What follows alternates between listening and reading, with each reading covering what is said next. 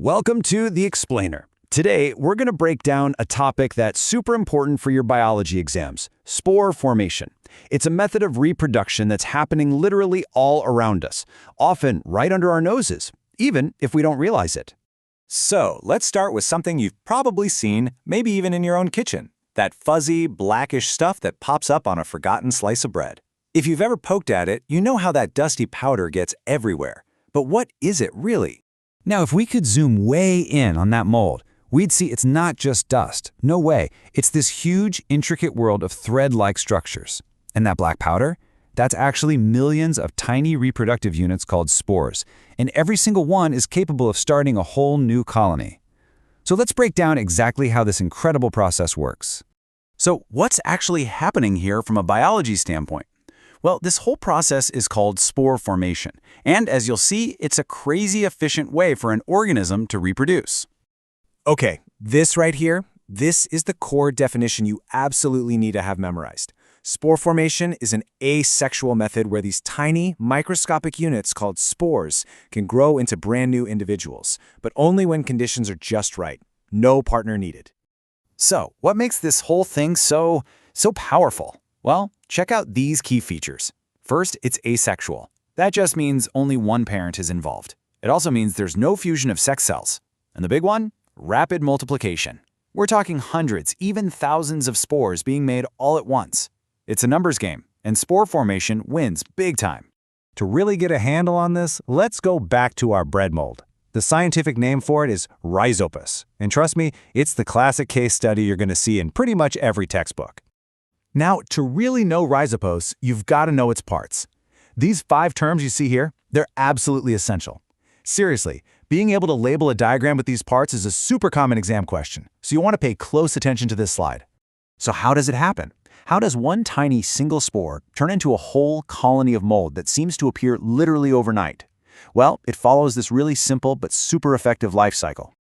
All right, check this out. It all starts with the sporangium, that little sac at the top, maturing and getting packed full of spores. Then, pop! It bursts open, releasing all those super lightweight spores into the air. They just float around until they land on a nice, suitable surface, like, you guessed it, another piece of bread. And once they're there, they germinate, and the whole cycle starts all over again. But hold on, that last part is super important. The surface has to be suitable. What does that even mean? A spore can't just land anywhere and start growing? Nope, it needs the perfect conditions to wake up and get started. And here they are, the magic 3. Spores need dampness or moisture. They need warmth, and they like it dark. Think about it. This is exactly why you find mold growing in, say, a sealed plastic bag with a bit of bread in it, left in a warm corner of the kitchen. It's like the perfect little mold incubator. Remember these 3. They're another exam favorite. You know, you can actually see this whole thing for yourself in a school lab.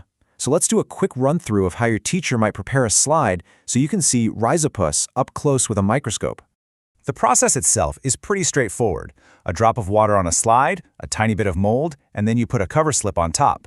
But look at that last step. Start with low power, 10x. Why do we do that? Well, it's because starting with a lower magnification gives you a wider view. It lets you scan around and actually find those little knob-like sporangia before you zoom in to get all the amazing details. Okay, so we've talked a lot about fungi, but they aren't the only ones that use spores.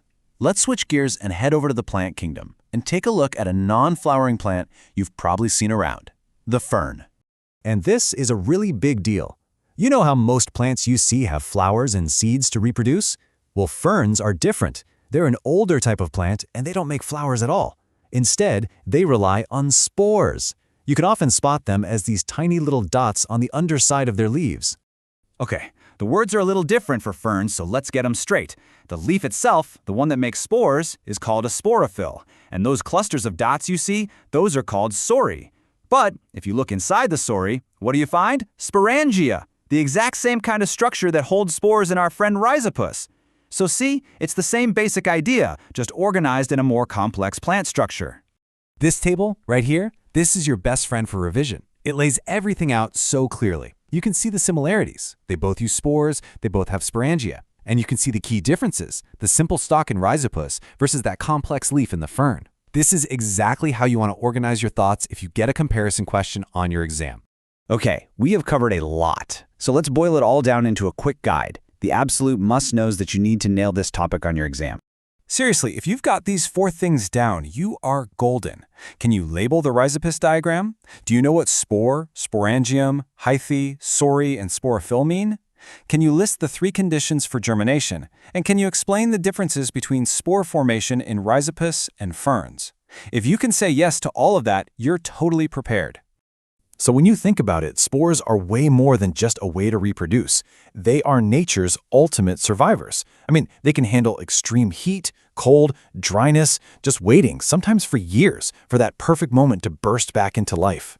So the next time you see a bit of mold or you're walking past a fern, you'll know there's this incredible story of survival just waiting to happen.